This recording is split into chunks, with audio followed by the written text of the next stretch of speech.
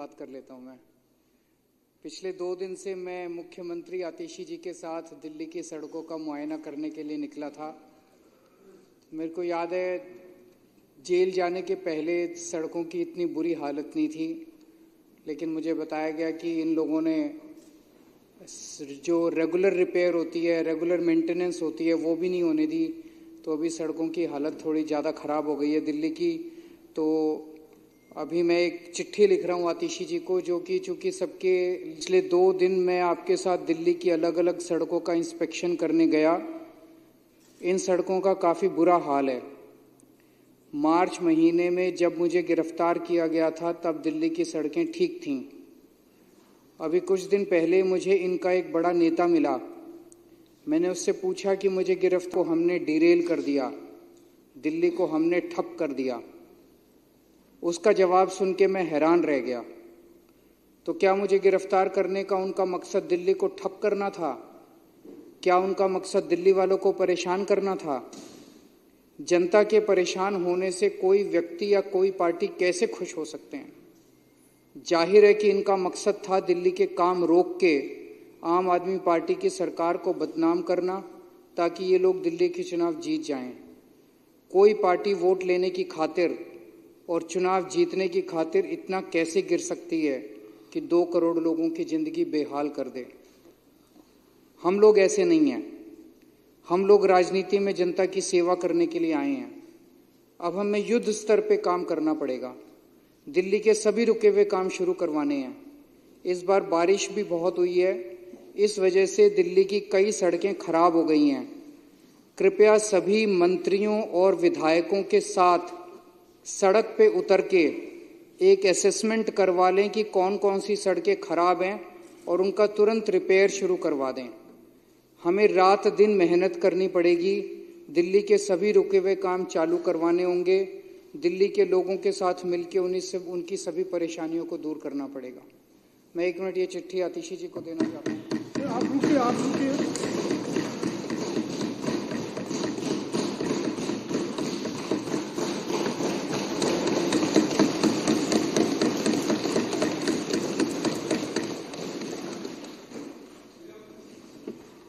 मेरा सभी विधायकों से भी निवेदन है कि खासकर आम आदमी पार्टी के विधायकों से कि इन लोगों ने हमारे काफ़ी समय खराब कर दिया पिछला।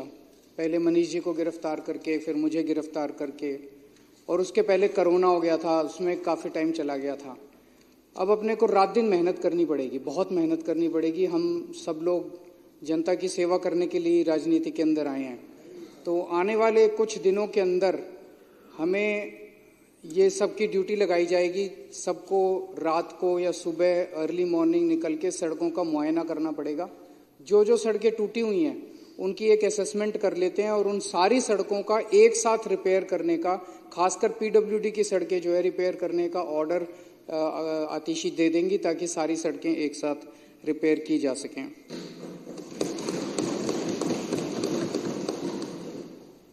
अब उस मुद्दे पे आते हैं जिस पे चर्चा चल रही है, ईडी और सीबीआई के। मैंने 4-5 दिन पहले मोहन भागवत जी को एक चिट्ठी लिखी थी।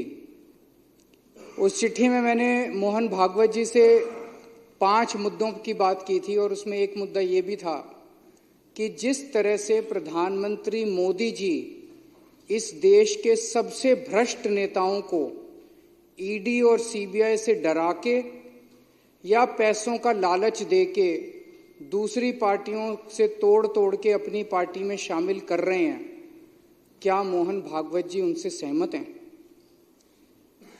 मोदी जी ने खुद कुछ दिन पहले जिनको भ्रष्टाचारी बोला, अमित शाह जी ने खुद कुछ दिन पहले जिनको भ्रष्टाचारी बोला, भारतीय जनता पार्टी ने खुद जिन लोगों को कुछ दिन पहले भ्रष्टाचारी बोला, कुछ दिन के बाद उनको अपनी पार्टी में शामिल करा लेते हैं। 27 जून 2023 को प्रधानमंत्री जी ने कहा कि अजीत पवार पे 70,000 करोड़ रुपए के घोटाले का आरोप है, हम इनको जेल भेजेंगे। 27 जून 2023, और 5 दिन के बाद 2 जुलाई को उनको अपनी सरकार में शामिल करके उनको उप मुख्यमंत्री बना दिया। मैं इनसे पूछना चाहता हूं, कुछ शर्म आती है?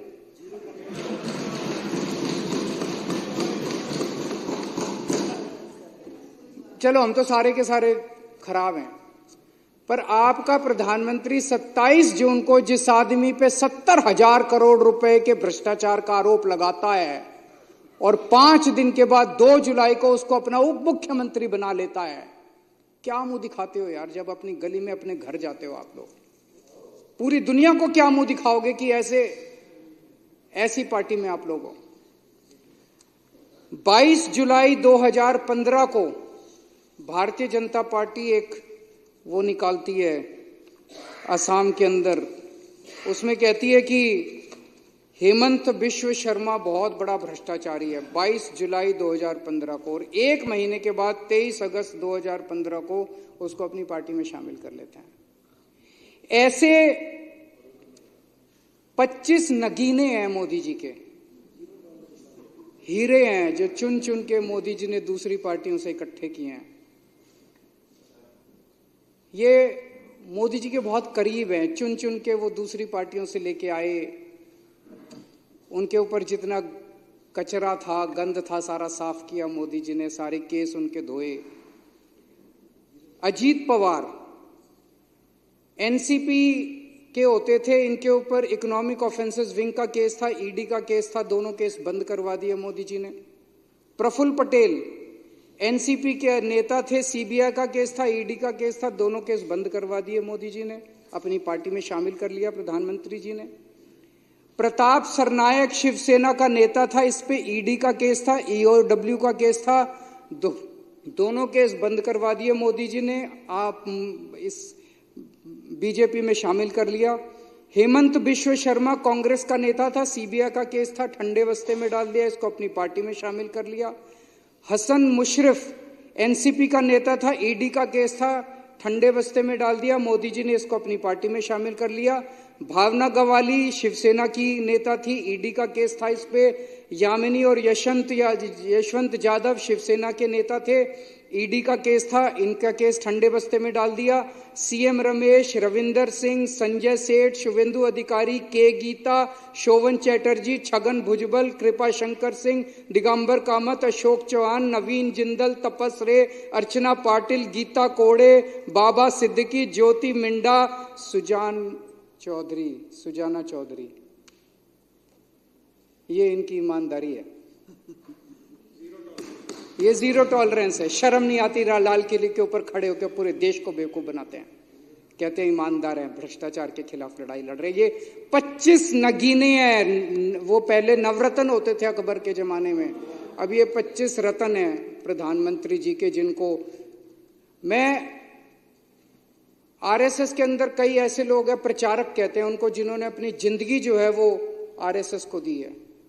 वो जब घर घर जाते होंगे, क्या कह के वो जनता का सामना करते होंगे कि जिस आदमी को प्रधानमंत्री ने 2 दिन पहले कहा कि 70,000 करोड़ का घोटाला हो गया, सारे बीजेपी वाले आरएसएस वालों ने व्हाट्सएप ग्रुप पे उसको भेजा लोगों को कि 70,000 करोड़ का घोटाला, आज प्रधानमंत्री ने 5 दिन बाद उसको अपने यहाँ शामिल करके उसको उप मुख्यमंत्री बना दिया। क्या शक्ल दिखाते हैं ये लोग? मैं पूछना चाहता हूं सारे आरएसएस के कार्यकर्ताओं से, मैं पूछना चाहता हूं सारे बीजेपी के नेताओं से कि कैसे आप लोग अपनी गली, अपने मोहल्ले के अंदर जाते हो? और मैं आरएसएस वालों के ऊपर ज्यादा दया आती है, उन्होंने कईयों ने अपनी जिंदगी आरएसएस के लिए दे दी और अब उनका एक ही, उनको अब टिकट नहीं मिलती। कांग्रेस वालों को इसको उसको लाला के टिकटें देते हैं, उनका काम दरी बिछाने का रह गया बस। कभी कांग्रेसियों के लिए दरी बिछाते हैं, कभी एनसीपी वालों के लिए दरी बिछाते हैं, कभी शिवसेना वालों के लिए दरी बिछाते हैं। आरएसएस के कार्यकर्ताओं का काम अब केवल दरी बिछाने का रह गया, कभी इस नेता के लिए दरी, क्यों उनको टिकटें मिलती नहीं मिलती उनको। इसके अलावा इन्होंने कई सरकारों की चोरियां की, टॉपल किया, सरकारों को उखाड़ के फेंका। मार्च 2016 से लेके मार्च 2024 तक प्रधानमंत्री मोदी जी ने 13 राज्य सरकारों को 15 बार गिराने की कोशिश की और उसमें से 10 सरकारों को गिराने में सफल हो गए। ये सरकारें नहीं गिराई, ये सरकारों की चोरी की है। ईडी और सीबीआई को भेज के, उनको धमकी देके, उनको लालच देके, पैसे से खरीद के उनकी सरकारों की चोरी की है इन लोगों ने। ये कोई मामूली वो नहीं है कि सरकारें गिरा दी। उत्तराखंड में मार्च 2016 में इन्होंने 9 कांग्रेस के एमएलए तोड़ के और हरीश रावत की सरकार गिराई। 2016 में अरुणाचल प्रदेश में 33 पीपीए के 43 में से 33 एमएलए तोड़ के वहां पे सरकार गिरा दी, वहां सरकार बना ली। गोवा में जुलाई 2019 में इनको बहुमत नहीं मिला मार्च 2017 के रिजल्ट्स में, नतीजन इन्होंने 12 कांग्रेस के एमएलए तोड़ के सरकार बना ली। कर्नाटक में 2019 में इनको बहुमत नहीं मिला, इन्होंने 17 कांग्रेस के और जेडीएस के एमएलए तोड़ के सरकार बना ली। मध्य प्रदेश में 2020 में इनको बहुमत नहीं मिला और इन्होंने 22 एमएलए तोड़ के, ये बहुत सारे केस हैं, 10 सरकारें तोड़ के इन्होंने सरकार बना ली। और आज इन्होंने एमसीडी के ऊपर गलत तरीके से कब्जा कर लिया, एमसीडी की चोरी कर लिया आज इन लोगों ने। मैं मोहन भागवत जी से मैंने यही चिट्ठी लिखी थी कि क्या राजनीति में शुचिता होनी चाहिए कि नहीं होनी चाहिए। आरएसएस ने अब खुलेआम कह दिया भाई जो मन में आए करो, आरएसएस ने खुली छूट दे दी है बीजेपी को। यही मैंने मोहन भागवत जी से पूछा था, क्या मोदी सरकार की बेईमानियों और भ्रष्टाचार का आरएसएस समर्थन करती है? अगर नहीं करती है तो मोहन भागवत जी की जिम्मेदारी बनती है कि खुले शब्दों में, सख्त शब्दों के अंदर पूरे देश के सामने वो ये कहें कि मोदी जी जो सरकार चला रहे हैं वो सरकार बेईमान है, वो सरकार भ्रष्टाचारी है और वो इसका समर्थन नहीं करते। ये मोहन भागवत जी की जिम्मेदारी है कि पूरे देश के अंदर वो ये स्टेटमेंट दें। आज इन्होंने एमसीडी के अंदर जो किया, चुनी हुई, मैंने जेल के अंदर सुभाष चंद्र बोस, भगत सिंह, इनको बहुत पढ़ा। इन लोगों ने अपनी जान की कुर्बानी लगा दी, जान इन्होंने दे दी अपनी देश को आजाद कराने के लिए। किस लिए आजाद कराया इन्होंने देश? इसीलिए तो आजाद कराया था कि देश के अंदर एक जनतंत्र होगा, जनता चुनेगी, जनता के चुने हुए नुमाइंदे वो सरकार चलाएंगे, जनता के सपने पूरे करेंगे। इसलिए थोड़ी करा था कि एक एलजी आके बैठ जाएगा, अफसर आके बैठ जाएंगे और चुने हुए लोगों को दरकिनार करके और अपनी मर्जी से सरकार चलाएंगे। दिल्ली के लोगों ने एक मेयर को चुना, दिल्ली के लोगों ने काउंसलरों को चुना, दिल्ली के लोगों ने एक सदन को चुना, एमसीडी को चुना, दिल्ली नगर निगम को चुना और उनको कहा भाई अब आप दिल्ली की व्यवस्था चलाओ, दिल्ली की नगर निगम को चलाओ। कानून के अंदर, दिल्ली नगर निगम के कानून में लिखा है कि जो सदन है, सदन की अध्यक्षता मेयर करेगी। एलजी ने कानून आज ऑर्डर पास कर दिया कि अब अध्यक्षता एडिशनल कमिश्नर करेगा।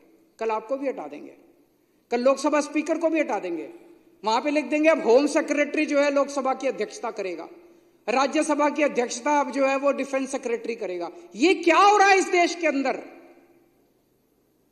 क्या इसीलिए हमारे देश के स्वतंत्रता सेनानियों ने अपनी जान गंवाई थी? खत्म कर दिया जनतंत्र इन लोगों ने। एलजी दिल्ली चलाएगा और एडिशनल कमिश्नर जो है वो नगर निगम की अध्यक्षता, कानून के अंदर लिखा है कि मेयर अध्यक्षता करेगा। कानून के अंदर लिखा है कि मेयर ही कॉम्पिटेंट है नगर निगम की, कॉरपोरेशन की, सदन की मीटिंग बुलाने के लिए। कब मीटिंग बुलाई जाएगी, किस दिन बुलाई जाएगी, कितने बजे बुलाई जाएगी, ये मेयर तय करेगा। जैसे आप तय करते हैं, अध्यक्ष तय करता है कि मीटिंग किस दिन होगी, एडजर्न होगी, नहीं होगी, किस दिन होगी, ये मेयर तय करता है। एलजी ने कर दिया, कमिश्नर ने कर दिया। उसमें लिखा हुआ है कि 72 घंटे का नोटिस दिया जाएगा। कोई नोटिस, कल रात को 10 बजे नोटिस निकाल दिया कि आज 1 बजे, उसमें कोई कानून के अंदर उनको पावर ही नहीं है, ना कमिश्नर को पावर है, ना एलजी को पावर है। तो गुंडागर्दी मचा रखी है। उसके अंदर लिखा है कि नोटिस जो है सबके घर भेजा जाएगा। किसी के घर नोटिस नहीं पहुंचा आज। किसी के घर एक व्हाट्सएप कर दिया, व्हाट्सएप आधों को मिला, आधों को नहीं मिला, आधे दिल्ली के बाहर हैं। ये क्या, ये चुनाव कराया इन लोगों ने? तो आज इन्होंने एमसीडी की चोरी की है जो कि पूरे देश के सामने है और ये इसकी हम सख्त निंदा करते हैं। एक चीज और बहुत जरूरी है, सब लोगों को मैं आगाह करना चाहता हूं। ये लोग जानते हैं कि ये लोग दिल्ली हार रहे हैं, बुरी तरह से हार रहे हैं। अब जो मेरे को पता चला है, इन्हीं के नेताओं ने मेरे को बताया, इनके नेताओं ने मुझे बताया कि बहुत बड़े स्तर पे आम आदमी पार्टी के वोट काटने का और फर्जी वोट डलवाने का काम इन लोगों ने शुरू कर दिया है। इन लोगों ने हर कॉलोनी में कुछ पेड एम्प्लॉइज रखे हैं, वो पेड एम्प्लॉयज घर घर जा रहे हैं, जी सब लोग समझ लेना, वो घर घर जा रहे हैं, उनसे पूछ रहे हैं आप किस पार्टी को वोट देते हो जी, किस पार्टी के हो। अगर कोई गलती से कह दे आम आदमी पार्टी का हो तो उसका वोट कटवा देंगे। तो एक तो मैं दिल्ली की जनता को कहना चाहता हूं कि रोज इलेक्शन कमीशन की वेबसाइट पे जाके अपना वोट चेक कर लेना कि वोट कटवा तो नहीं दिया किसी ने। दूसरा, अगर कोई आपके घर पूछने आए कि आप किस पार्टी को वोट देते हो, आप कह देना बीजेपी को वोट देते हैं, फिर आप सेफ हैं, फिर आपका वोट नहीं कटेगा। आप झूठ बोल देना बीजेपी को वोट देते हैं, फिर आपका वोट सेफ है, आपका वोट नहीं कटेगा। और डेली अपने वोट चेक करना। और सारे मैं विधायकों को भी कहना चाहता हूं कि अपने अपने विधानसभा के अंदर जितने बूथ लेवल के आपके वॉलंटियर्स हैं उनको आगाह कर दीजिए, डेली बेसिस पे चेक करें किसका वोट कटा, किसका वोट डला, वो ठीक डल रहे हैं, गलत डल रहे हैं, इसके ऊपर अपने को निगाह रखनी है। और इतनी बुरी राजनीति मैंने कभी नहीं देखी थी। मेरा तो छोटा सा राजनीतिक जीवन है, मैं तो 10-12 साल से ही राजनीति में हूँ, लेकिन इतनी बुरी राजनीति मैंने देश के अंदर कभी नहीं देखी थी। और मैं उम्मीद करता हूं कि हमसे जो बन पड़ेगा हम वो सब करेंगे देश की राजनीति को साफ करने के लिए। उसी के लिए आए हैं, देश राजनीति को साफ करना और जनता की सेवा करनी है। भगवान हमें अपना आशीर्वाद दे और हमें अपनी दिशा दिखाता रहे। बहुत बहुत शुक्रिया।